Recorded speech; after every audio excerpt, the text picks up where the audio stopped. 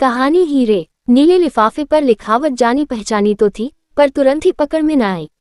किसकी चिट्ठी है, देखूं तो जरा। उत्सुकता के साथ बिमला ने झट से पत्र खोला और पढ़ने लगी। अरे, ये तो बिट्टी की है। अपनी बिट्टू की। हर्षित विस्मित भावों से वह जल्दी जल्दी शब्दों से गुजरने लगी। आरंभिक शिष्टाचार के बाद बिट्टी के आने का समाचार था। जीजी, मेरी टीचर्स ट्रेनिंग है, वहां 15 से 20 दिन तुम्हारे साथ ही रहूंगी। तुम स्टेशन आने का कष्ट न करना, मैं स्वयं ही पहुंच जाऊंगी। कष्ट कैसा री? बरसों बाद बिटिया सी बहन आ रही थी। आनंद अतिरेक से बिमला पगला सी गई। लगा जैसे युगों बाद मिलना होगा बिट्टी से। बिट्टी ब्याह कर गई तो मन हुसता था उससे मिलने को, पर पिता की हठधर्मी के आगे उसकी एक न चली। बिट्टी से संबंध जोड़कर पूरे परिवार से संबंध तोड़ने का साहस बिमला में न था। सो दिल की बात दिल ही में ही रह गई। 4 भाई बहनों में बिमला बड़ी और बिट्टी सबसे छोटी थी। यूं तो वो घर भर की दुलारी थी, पर मनमर्जी का ब्याह करते ही वो सबसे दूर हो गई। अपनों से अलग कितनी अकेली पड़ गई होगी उनकी बिट्टो। फिर बिरादरी से बाहर ब्याह निभाना कोई हंसी खेलती था नहीं।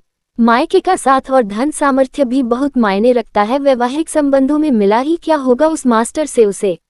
बरस बीत गए, कोई संतान भी नहीं हुई। तिस पर अब ये टीचरी की तैयारी पर बरस भर पहले मौसी को मिली थी उनके दूर की रिश्तेदारी के किसी ब्याह में। वही बता गई थी बिमला को, न धान की साड़ी न मन के गहने, क्या से क्या हो गई हमारी बच्ची। बेचारी बिट्टी। बिमला का मन कसला हो आया। पिता की मानती तो आज राजरानी होती।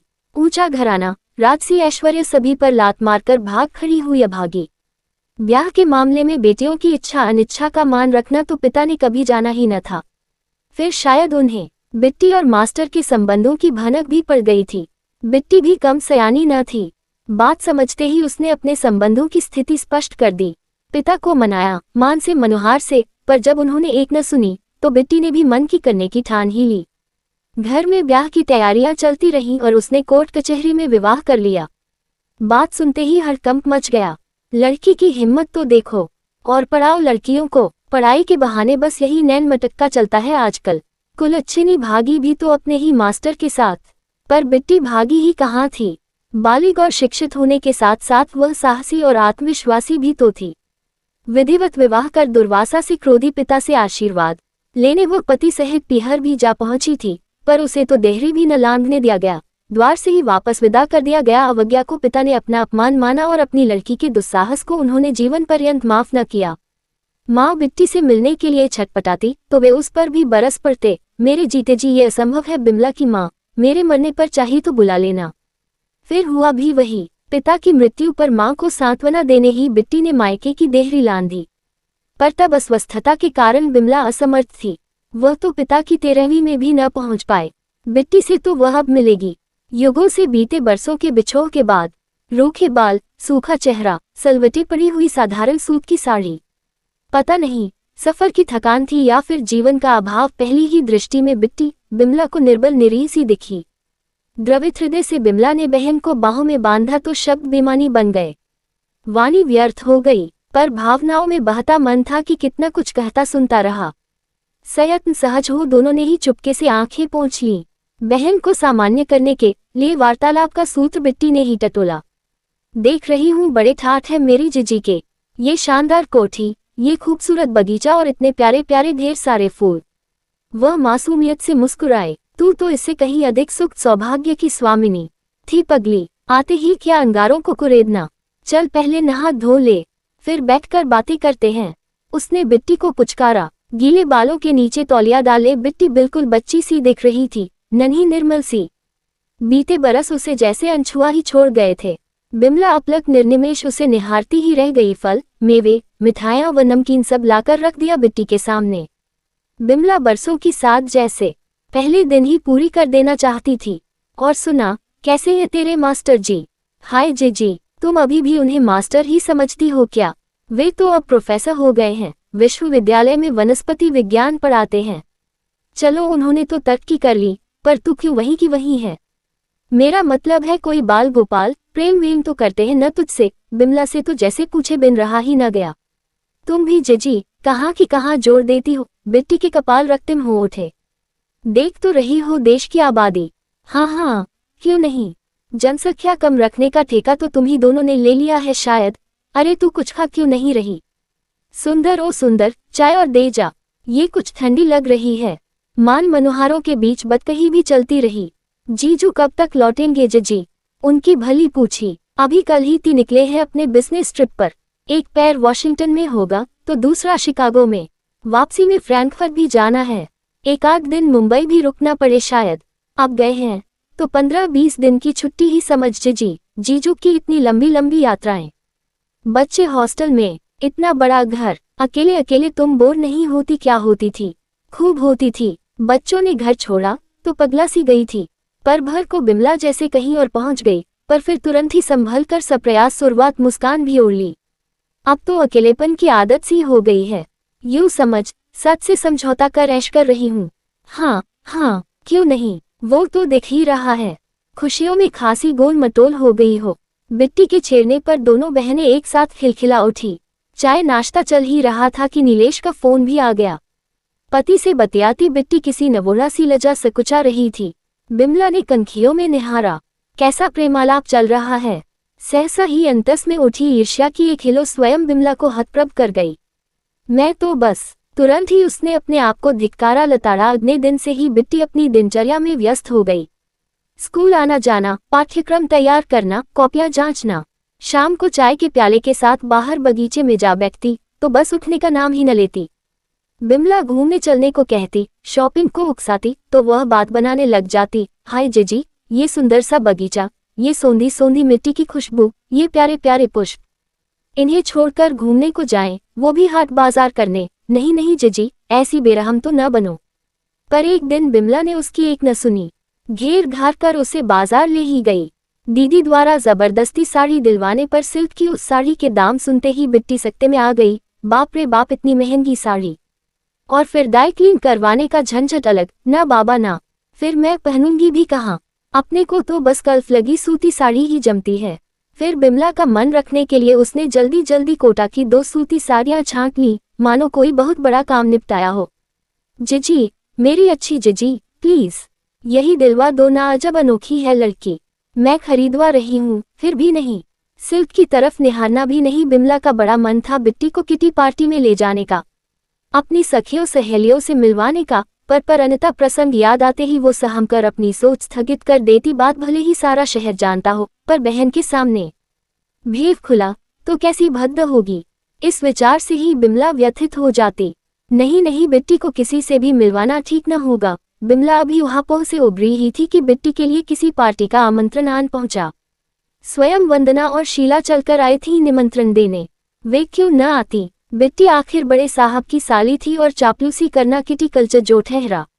निमंत्रण इतना मान मनोहार भरा था कि बिट्टी भी समय निकालने का आश्वासन दे बैठी। फिर बिमला किस मुंह से इनकार करती? धड़कते दिल से डरते डरते ही पहुंची थी बिमला उस पार्टी में। आरंभिक हाय हेलो के बाद बातों का बाजार गर्म हो गया। गहनों कपड़ों पर टिप्पणियां हुई, नए फैशन की चर्चाएं चली, ठहाके कहकहे होने लगे। कुछ चुटकियां, कुछ कटाक्ष, कुछ भूमिकाएं, कुछ बेबाकी। और शाम आते न आते जिस बात को सारा शहर जानता था उसे बिट्टी भी जान गई। पहले तो संस्तब्ध सकपकाए से हरती बिमला बिट्टी से नजरें चुराती रही, फिर कटुता और विद्रूप से मन ही मन मुस्कुराते सहज निष्प्रिय भी बन गई। जो सच है, जिसे दुनिया जानती है, उसे बिट्टी भी जान गई तो क्या बुरा हुआ। अब बिट्टी को चैन कहाँ? घर पहुंचकर हिचकते झिझकते उसने इस विषय में पूछा तो बिमला उदास सी हो गई। बिना आग के धुआं उठता है क्या? पर ये सब आप सहती कैसे हैं? आखिर क्यों? बिमला की उदासीनता ही बिट्टी को उत्तेजित कर गई। और उपाय ही क्या है? किसी के प्रति उनकी आसक्ति को लेकर बखेड़ा खड़ा करो, ऐसा मुझमें है ही क्या? कहाँ कार्तिकेय से सजीले तेरे जीजा और कहाँ मैं? तिस पर वे उच्च शिक्षित, मैं अल्प शिक्षिता। उनके व्यक्तित्व के आगे मैं कहाँ कहीं ठहरती हूँ।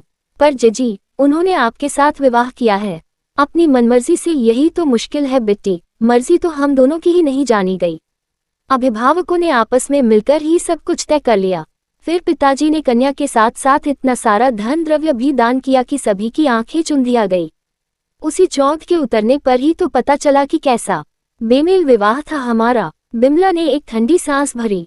अब यदि क्लेश कटुता करूं तो दूरियां और बढ़ेंगी। फिर अब तो अनिता का ट्रांसफर भी हो चुका है और विवाह भी। तेरे जीजू किससे कितना मिलते हैं मैं नहीं जानती, मैं नहीं पूछती। अब तो बीती को भूलने में ही भलाई है बिट्टी। बिमला ने साड़ी के घेर से आंखें पोंछी।